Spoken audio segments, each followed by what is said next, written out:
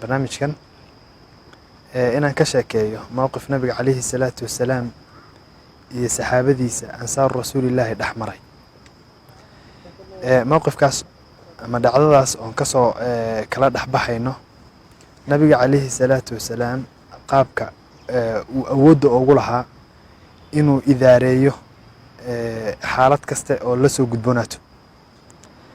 ama si kaleeto haddii ay maaragtay kacdoon uu imaado sida degan ee nabiga calayhi salaatu wasalaam ee u suurtogeli jirtay inuu maaragtay u xaliyo. fatxu maka oo sheekha wax ka yidhi markuu nabiga calayhi salaatu wasalaam fatxigii weynaa ee maka loo furay, mowqif cadiim uu lahaa. nimankii rafaadiyey ee dhibaateynayey ee qixiyey ee ehelkiisa ahaa, wuxuu ku yidhi maada antum maxaad maaragtay filaysaan inaan idinku samaynayo, maxaad filaysaan inaan idinku samaynayo yidhi nabiga calayhi salaatu wasalaam. markii dambena wuxuu yidhi idhabuu fa antum طulaqaa.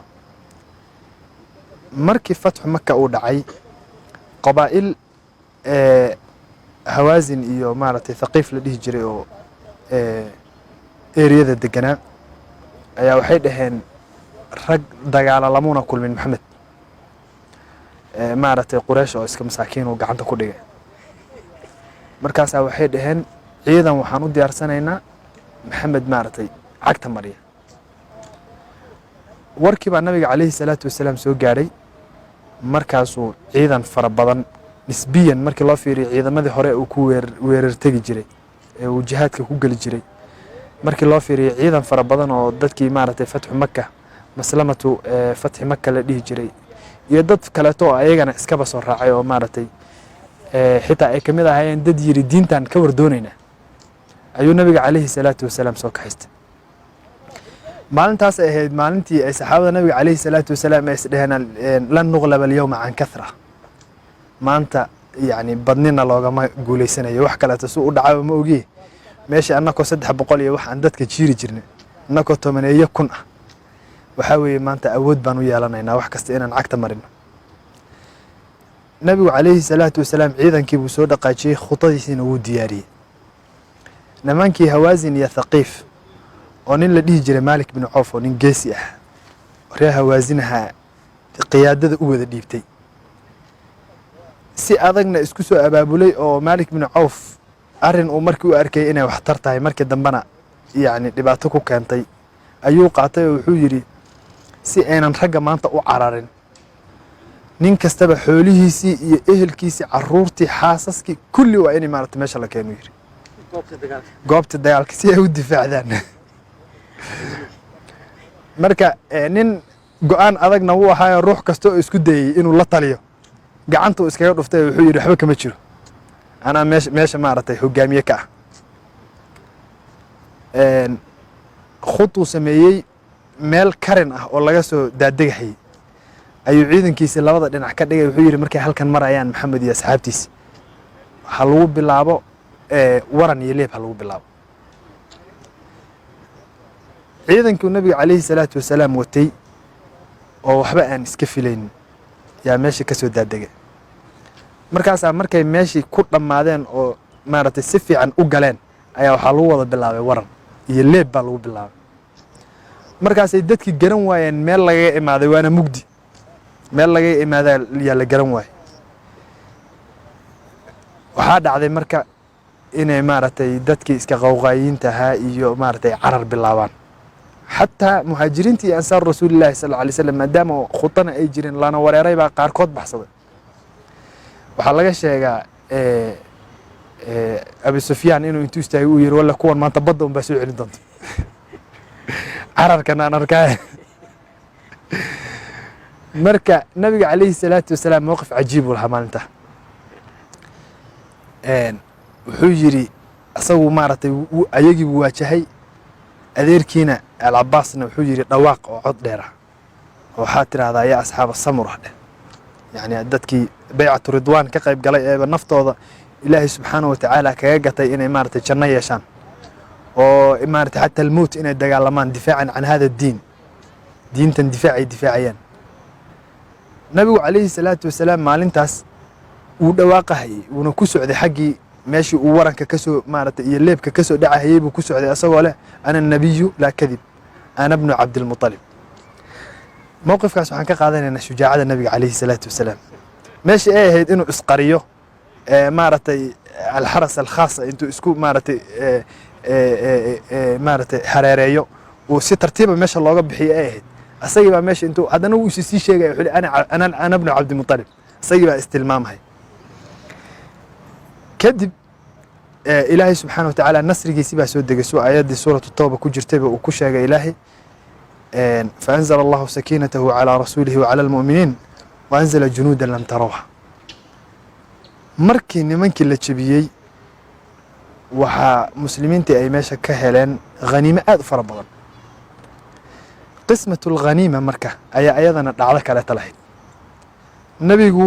xoolihii faraha badnaa ee kumanaanka ahaa ee geeli iyo maaragtay arigaba lahaa qaybintii wuxuu u badiyey dad hadda soo islaamay oo maaragtay quraysh ah boqolaala neefoo geel ayuu maaragtay qaarkood siiyey markii uu arrinkii ka faraxashay oo xoolihii kala qaybiyey ayaa waxaa imaatay xoogaa nuunuha abaa imaatayoo ansaaru rasuulillahi sal alay slam baa dhegta iskaga dhiibay oo waxay dhaheen nabigu hadda hadduu tolkii uu helay annakii wuuba iska keeni loobeyba khalaas annakii wuuba iska keeni loobeyba annaka qodaxdaa la iskaga keen bixinayay bay isdheheen qaarkood sacad bin mucaad baa marka yaa wuxuu keenay warkiibuu nabiga calayhi salaatu wasalaam u keenay wuxuu yidhi nabi allow ansaaru rasuulillahi sidaasay maaragtay yay leeyihiin nabigu intuu yaabay buu yidhi adigu maxaad maaragtay seed wax u aragtaa xaalka seed u aragtaa markaasu wuxuu yidhi anugu haddee tolkay un baan ka tirsanay micnaheeda hawshii waan la qabaas ninkanna waxaa weeyaan yacni garab midig buu yahay nabiga calayhi salaatu wasalaam soo dhoweyntiisii iyo waana sayid min saadaati alansaar nabigu calayhi salaatu wasalaam wuxuu dalbaday marka in loo jamciyo ansaaru rasuulillah arrinkaana waa arrin keeni lahaa nin kasta oo madaxa ku filaan lahayd inay kursiga ka qaado laakiin maadaama uu nabiga calayhi salaatu wasalaam min cindi illaahi laga maaragtay hagayo arrinka si fudud bay ugu dhammaatay ansaartii rasuulillahi sal alay slam buu u soo yeeray ayagii buu la hadlay markaasu wuxuu yidhi waa maxay hadalkan iga kiin soo gaarhayay waxaan aad sheegaysaan waa maxay cabaar markuu hadlayna wuxuu yidhi maad ii maaragtay jawaabtaan oo maaragtay heebe ay nabiga calayhi salaatu wasalaam ka hebaysanayaan ay hoos madaxa u wada laalaadiyaan oo garka jilbaha gashteen ayuu yidhi maad ii jawaabtaan markii dambena wuxuu yidhi haddaad ii jawaabtaan ood jawaabta ka run sheegtaan waxaad dhihi lahaydeen adoo lagu beeniyey baan annaka ku rumaynay adoo dadkao dhan garabkaaga ka baxeen baan annaka garabkaaga gallay oon ku soo dhoweynay adiga oo maskiin ahoo maaragtay caa'il ah faqiir ah ayaan ku dunnay oon xoolo ku siinay oon ku dhoweynay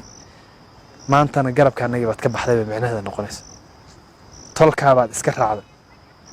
markaasuu nabiga calayhi salaatu wasalaam wuxuu yidhi lowla alhijra lakuntu rajulan min alansaar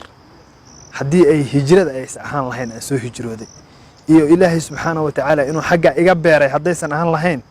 anugu doorashadayda ansaaru rasuulillahi sal alay slam nin ka mid ah ayaa noqon lahaa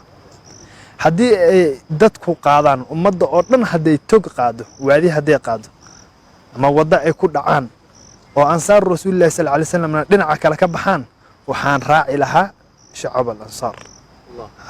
maa sha allah arrinkii waxay ku keentay yani ansaaru rasuulillaahi inay aad u qancaan oo wuxuu ku yidhi nabiga calayhi salaatu wasalaam arrin ta'hiir badanoo wuxuu ku yidhi miinan ku qanacsanayn waxaad maaragtay yaro damacdeen adduunyo yar oo taafih ah miinan ku qanacsanayn inay dadku la tagaan bil yani shaati walbaciir neef arih iyo maaragtay dhowr neef oo arih iyo dheer neef oo geela inay dadku la tagaan watadhabuu birasuulillaahi sala allahu calayhi wasalam ood nabiga calayhi salaatu wasalaam aad la tagtaan ood adinka la galbataan markaasay ansaaru rasuulillahi sal alay slam isku wada dareen radina billaahi radina birasuulillahi sal alay wasalam qismatan nabiga calayhi salaatu wasalaam ayaan ku qanacsannahay oo raalli ku nahay qayb ahaan inuu annaka noo raaco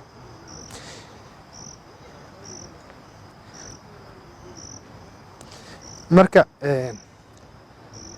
waxaan ka faa'iideynaa qisadan iyo maaragtay qisaskii ay culimmada noo sheegeenba idaarada nabiga calayhi salaatu wasalaam يسيده وأودي إنه موقف حرج أو سي يرؤ كداوي.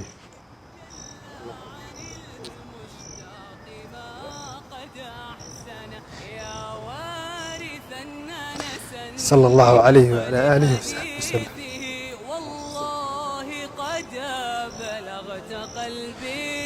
جزاكم الله خيرا. انت سمسوق الحديث على فؤادي إنني أرجو الجنان بحب أهل الميمنة. أعد الحديث على فؤادي إنني أرجو الجنان بحب أهل الميمنة. أرجو الجنان بحب أهل الميمنة.